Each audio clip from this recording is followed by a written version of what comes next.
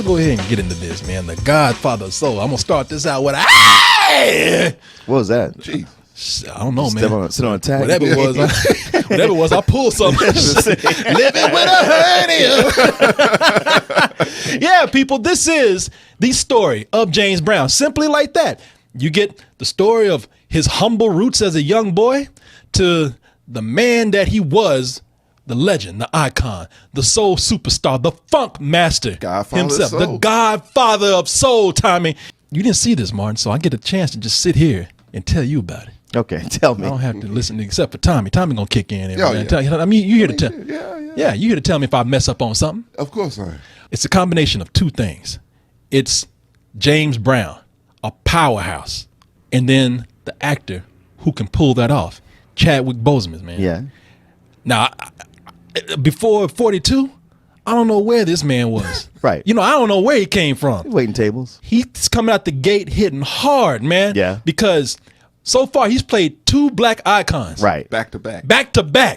And he captured James Brown, man. Now, I don't think he's singing these songs, but first of all, he looks like James Brown.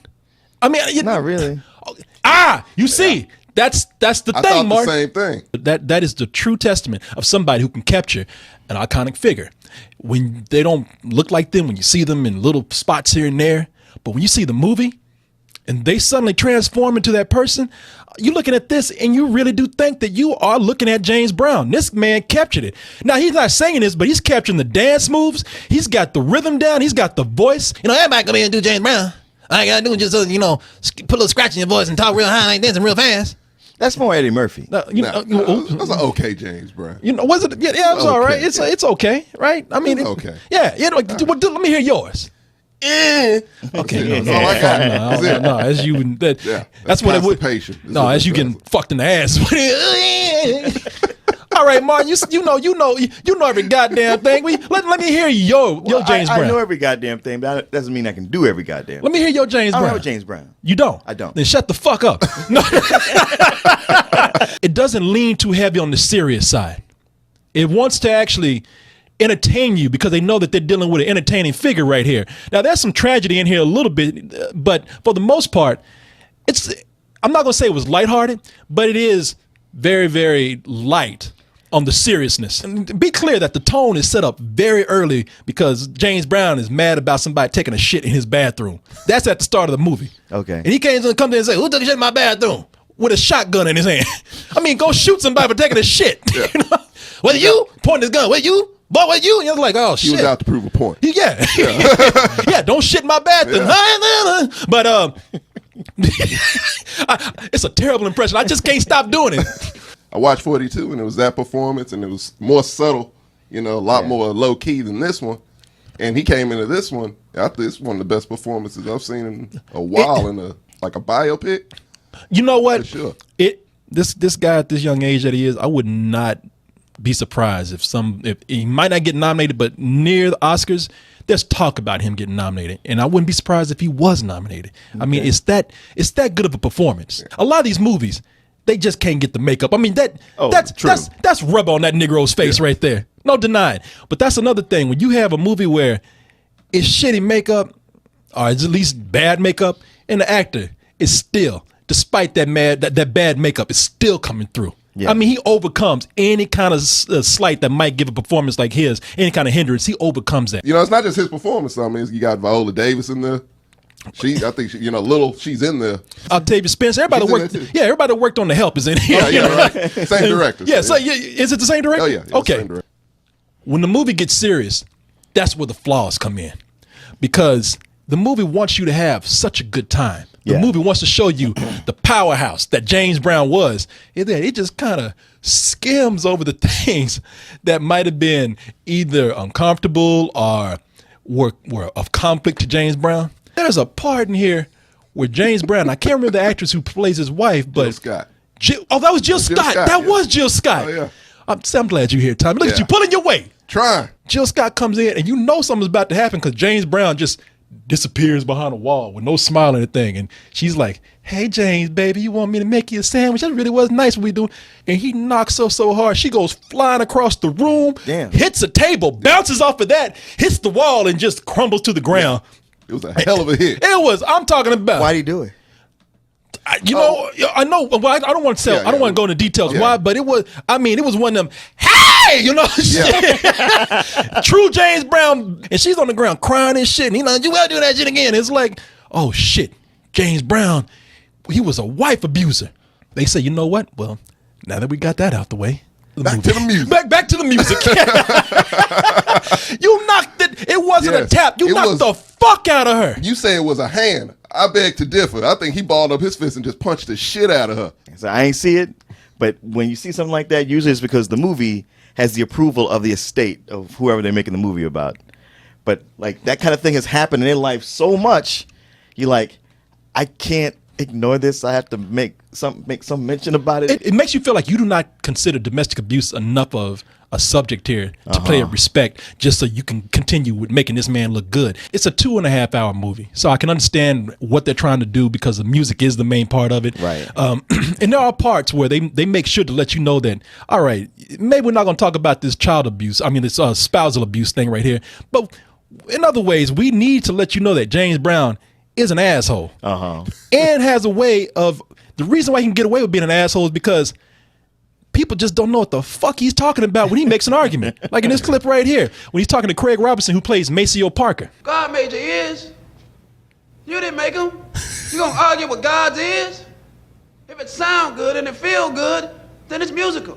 So play it like I say play it. Motherfucker. You know, I know. And now these poor guys are like Craig Robinson are like, how the fuck can I argue with that? I'm not God, so I didn't make ears, so I don't know what the fuck I'm talking about. Oh, fuck it, all right. The way I see it, like the way he tried to direct this movie, I think it's Tate Taylor, something that's his name, whatever. But the way he tried to direct it was Tate Taylor. Yeah, he tried to make it anything but a regular music biopic. So he tried everything in his power, like messing up it's like a non-linear, storytelling style, which is what really fucks the movie up, to be honest. Oh, really? It could have fucked it up. And I thought like the whole movie being out of order kind of helped that, because every time it was out of order, it left on a little mini cliffhanger. Okay. Yeah, it was like little minis, like short films, basically, just little things in his life. Just kind of stringing you along. Yeah. Because there are moments that you're looking for in this movie where somebody just comes out of nowhere that did James Brown wrong, and you looking like, oh shit, James gonna do something about this. He about to talk some shit, and they cut to just another part of his life. You know they're not gonna leave it, but you sitting there waiting for the whole time for them to come back to that. While you also watch another good part, Dan Aykroyd, man. Oh, yeah. Dan Aykroyd. Yeah, Dan Aykroyd plays Ben Bart, who is pretty much his agent. Yeah. And they become real close. And first of all, it's cool to see Dan Aykroyd coming in, being kind of older now. Yeah. Not being Dan Aykroyd, just cooling out, making appearanries in movies. Yeah, that's pretty much all he does now. Yeah, I mean, he knows Bill Murray's out there, so he's like, shit, I can't let Bill Murray get on top of this. I can't let him have all that. Dan Aykroyd gonna start just showing up at parties for no reason and shit. But in the movie, he becomes a father figure to James Brown, and they don't, they never play that up. There's never a point where Dan Aykroyd's like, come here, Negro, let me give you a hug. Nothing like that. So it's besides rushing over things, I think it's a highly entertaining film. Before I give my rating, I want to hear Tommy's last comments on this. And if I just say one more thing here, I don't know if you noticed this, Tommy, but the movie is so rushed in some parts. Did you notice that his kids never got any attention at all? Yeah, no, I thought he had 1 million kids. I know, but they ain't time to get them all on screen. Well, I mean, but acknowledge it in some way. They just one part I want to mention. What's that? You probably thinking about the same part I'm thinking about. Richard.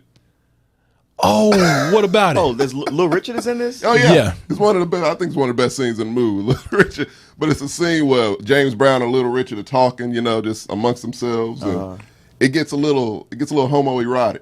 And black people are so homophobic, boy. I mean, because Little Richard, you see it as he was kind of getting, we know Little Richard's gay, all right? Yeah. So, doing like, ooh, shit, come on, right. but he wasn't really hitting on James Brown. He just told him, he said, James, let me tell you something.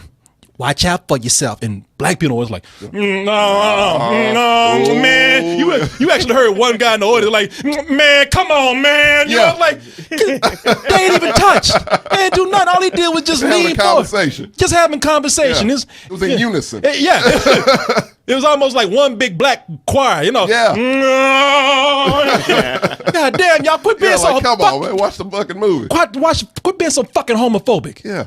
But anyway, Tommy, closing words here. Man, like you said, it's a fun movie. And I thought that too. I thought it was a very fun movie. Like I said, the only thing that frustrated me was the non-linear order. I'm sorry, go ahead. Hit it, Tommy. Yeah, the only thing that frustrated me was the non-linear order. It was fast-paced, man. It moved quickly. The performances were good. So I give it a matinee. I really feel strongly about this film. It's a simple audience pleaser. A lot of people talking about that Oscar stuff. I don't know about that because it's heavy flaws in here. But other than that, I like this movie, man, a lot. Shit make me want. Look, I got this towel right here. I love this movie, boy. I can make this. Yeah, you're not expecting one of us Bird right here. you're not expecting one of us to drape that over you. Y'all gonna put this cape on me? Hey. You've been with him. You know what? Watching this movie, you know what I thought of? Corey and Martin. No matter how much of an asshole he is, you still stick with him.